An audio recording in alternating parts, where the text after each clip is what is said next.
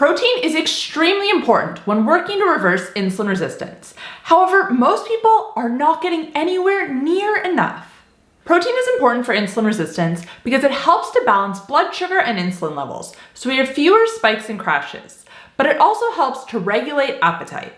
The key to reversing insulin resistance is balancing our blood sugar, because when we have fewer spikes throughout the day, less insulin is needed. And less insulin means that our cells become more sensitive to it over time, effectively reversing insulin resistance. But aside from improving insulin sensitivity, protein is also critical for overall good health. We need to be consuming at least 1 gram of protein per pound of our ideal body weight.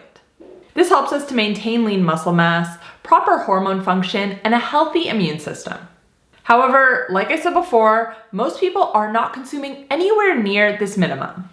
And this is for a few reasons. Number one being that they're overestimating how much protein they're eating. For example, with eggs, most people will only eat 2 at a time. And while eggs are a good quality protein source, 2 eggs only has around 15 grams of protein.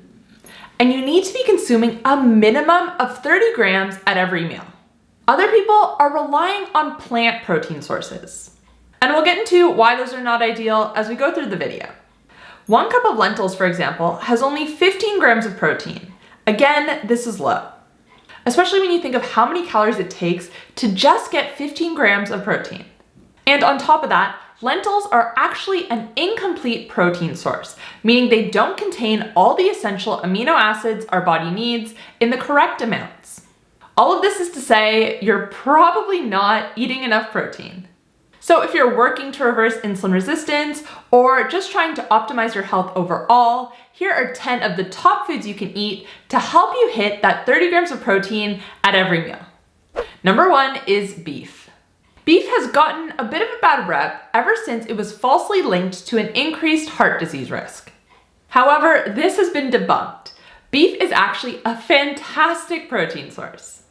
It has all the essential amino acids in the right amounts, and it also contains a good amount of zinc, iron, selenium, and other B vitamins. Now, I just want to make one very important note here. It's important, especially when you're insulin resistant, to make sure you're eating adequate fat with your protein. So don't trim the fat off your steaks. Don't choose the low fat option when you're picking a mince. And this is because when you're insulin resistant, your metabolism is not functioning properly.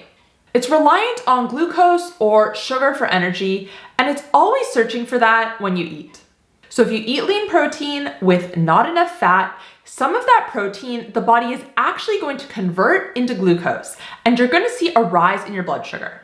But when you eat it with enough fat, you're giving your body that alternate fuel source. And this also trains your body to burn fat for energy more efficiently.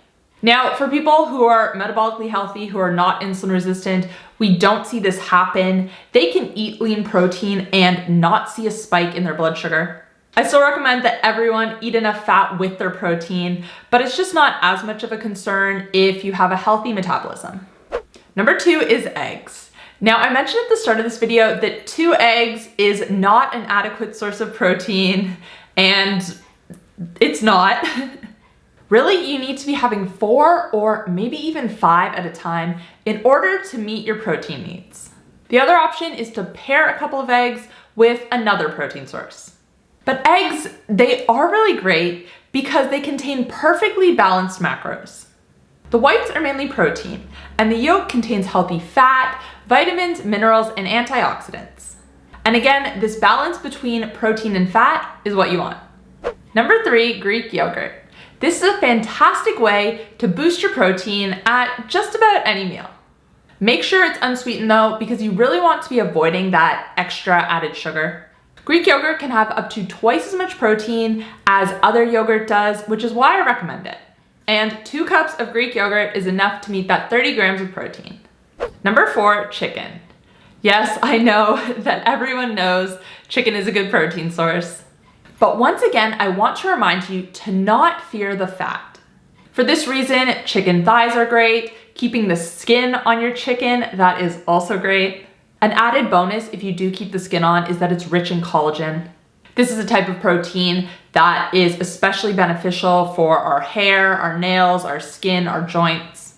As we age, our bodies start producing less and less collagen, and this is why our skin starts to wrinkle. It's why our skin starts to sag due to this lack of collagen.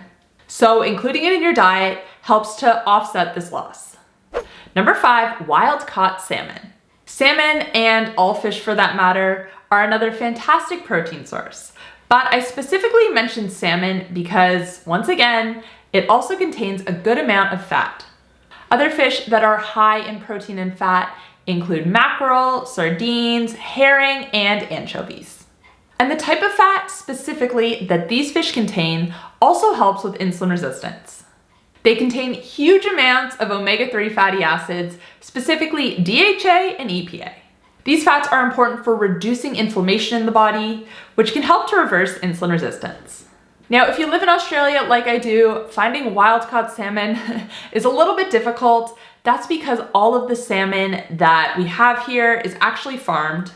And you want to avoid this whenever possible because farm salmon is filled with contaminants such as PCBs, it's filled with antibiotics, and it doesn't have the same nutritional profile that wild salmon has.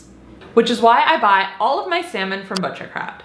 All of their seafood is wild caught, sustainably sourced, and has no artificial coloring or antibiotics. Beyond that, they also have 100% grass-fed and finished beef and lamb, pasture-raised chicken, and pasture-raised pork, all of which are humanely raised from Australian farms.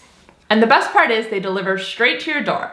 If you want to check them out, you can head to healthcoachkait.com/butchercrowd and make sure to use code KATE15 at checkout to save 15% off your first box. Number 6, protein powder.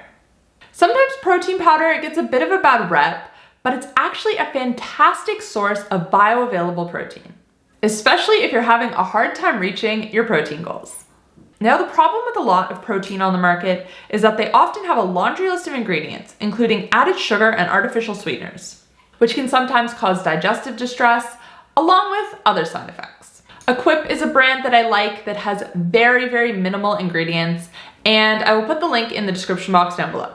And again, pea protein, soy protein, they can be okay, but for the best results, you really want to be using a protein powder that is sourced from animal products. These sources are more bioavailable, meaning your body is going to be able to actually use more of the protein they contain. Number 7 is shellfish. So we're talking prawns, we're talking oysters, we're talking scallops. These are all really good sources of protein, but again, they're pretty lean, so you want to make sure you add adequate fat. Shellfish is also a really good source of selenium, which we need for proper thyroid function. Oysters specifically are super high in zinc, which we need for other hormone production.